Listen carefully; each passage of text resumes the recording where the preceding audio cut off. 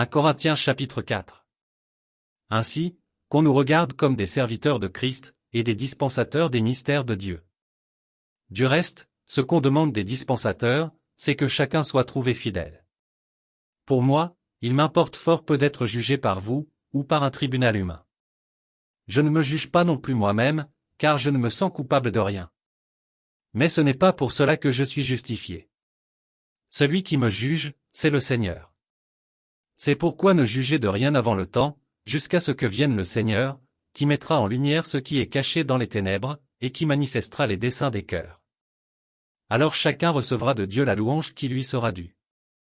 C'est à cause de vous, frères, que j'ai fait de ces choses une application à ma personne et à celle d'Apollo, afin que vous appreniez en nos personnes à ne pas aller au-delà de ce qui est écrit, et que nul de vous ne conçoive de l'orgueil en faveur de l'un contre l'autre.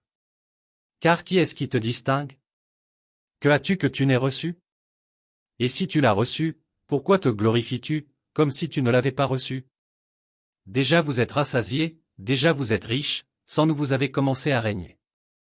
Et puissiez-vous régner en effet, afin que nous aussi nous régnions avec vous. Car Dieu, ce me semble, a fait de nous, apôtres, les derniers des hommes, des condamnés à mort en quelque sorte, puisque nous avons été en spectacle au monde, aux anges et aux hommes. Nous sommes fous à cause de Christ, mais vous, vous êtes sages en Christ, nous sommes faibles, mais vous êtes forts. Vous êtes honorés, et nous sommes méprisés. Jusqu'à cette heure, nous souffrons la faim, la soif, la nudité, nous sommes maltraités, errants çà et là.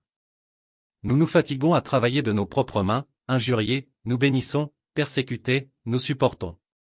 Calomniés, nous parlons avec bonté, nous sommes devenus comme les balayures du monde, le rebut de tous, jusqu'à maintenant.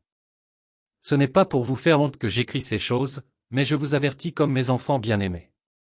Car, quand vous auriez 10 000 maîtres en Christ, vous n'avez cependant pas plusieurs pères, puisque c'est moi qui vous ai engendré en Jésus-Christ par l'Évangile.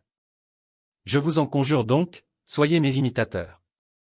Pour cela je vous ai envoyé Timothée, qui est mon enfant bien-aimé et fidèle dans le Seigneur, il vous rappellera quelles sont mes voies en Christ, quelle est la manière dont j'enseigne partout dans toutes les églises. Quelques-uns se sont enflés d'orgueil, comme si je ne devais pas aller chez vous. Mais j'irai bientôt chez vous, si c'est la volonté du Seigneur, et je connaîtrai, non les paroles, mais la puissance de ceux qui se sont enflés. Car le royaume de Dieu ne consiste pas en paroles, mais en puissance. Que voulez-vous? Que j'aille chez vous avec une verge, ou avec amour et dans un esprit de douceur?